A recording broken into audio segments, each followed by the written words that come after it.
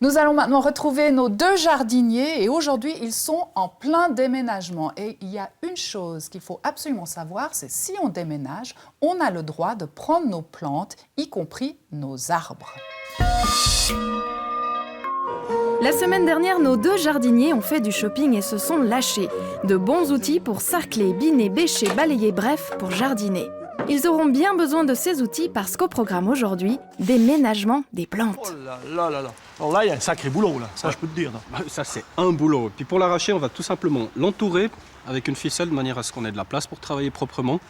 Ensuite, on va décaper le gazon de manière à ce qu'on puisse vraiment bien creuser auprès de la plante.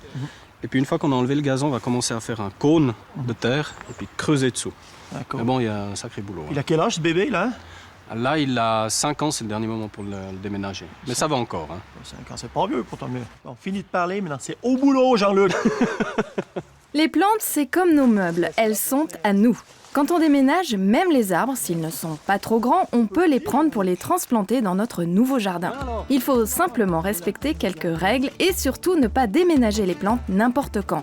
Éviter les périodes de fort gel et préférer les périodes humides.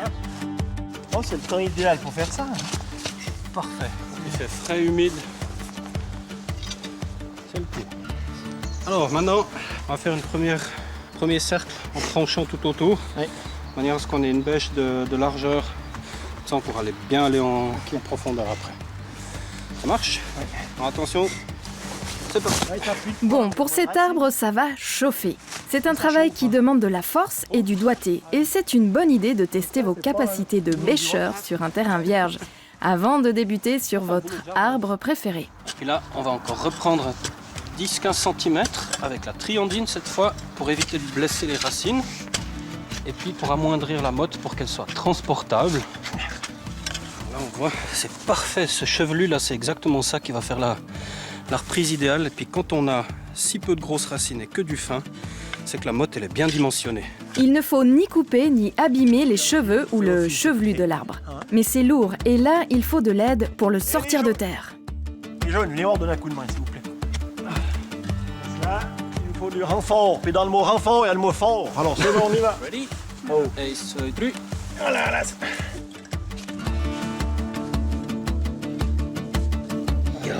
C'est simple, on bascule, on met le treillis, la jute, on bascule dans l'autre côté, on centre tout ça, puis l'affaire est réglée. Oh. En fait, on l'emballe bien pour garder la cohésion de la terre avec les racines.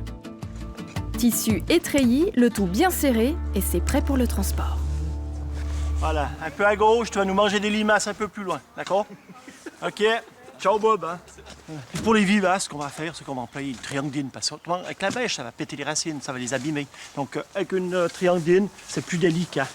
Hein? Puis c'est moins pénible aussi, hein, parce que ces grands arbres à Jean-Luc, ça va mieux. Hein? Quand on a la chance d'avoir d'aussi belles et les bords, il faut les emporter, mais en faisant bien attention aux racines. Voilà. Après. Ne pas avoir peur de prendre une bonne motte de terre avec, et votre plante s'acclimatera très vite. Puis on va la mettre dans une caisse pour le transport. Voilà. Comme ça, là, le système radiculaire n'est pas abîmé. Ce sera plus facile pour la reprise. C'est la bonne période pour le faire et sous la pluie, c'est idéal. Pour les plantes, bien sûr. Et Jean-Luc, Oui. les rosiers, on s'attaque aussi ou bien? Non, les rosiers on touche pas parce que c'est vraiment des plantes très difficiles à la reprise, donc c'est mieux d'en racheter des nouveaux. Très risqués les rosiers. Bon, c'est pas tout. Il faut encore le replanter, l'arbre. Quelques petits conseils. Faire un trou beaucoup plus grand que les dimensions de la motte.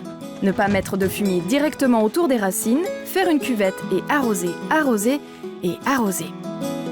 Non mais c'est là qu'il doit, les architectes ils ont piqueté, c'est fait pour, non? Non, non, moi j'aimerais que ça soit un petit peu plus loin, s'il vous plaît. Oh, que femme veut, hein. Déjà, vous allez tourner votre planche joueuse, parce que les femmes avec des plantes, c'est pas folichon. Blabla. Nous là? Encore un peu plus loin.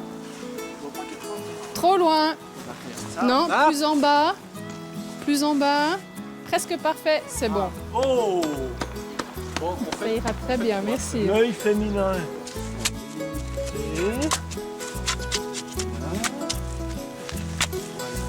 Hey, Jean-Luc, t'as quoi? T'as pas la pêche ou bien? Tu mets la deuxième ou bien? On y va doucement, peut-être qu'elle va encore changer d'avis, tu sais, hein? Tu connais ça. C'est gentil, mais attends. Bon, la semaine prochaine, on s'occupe du gazon.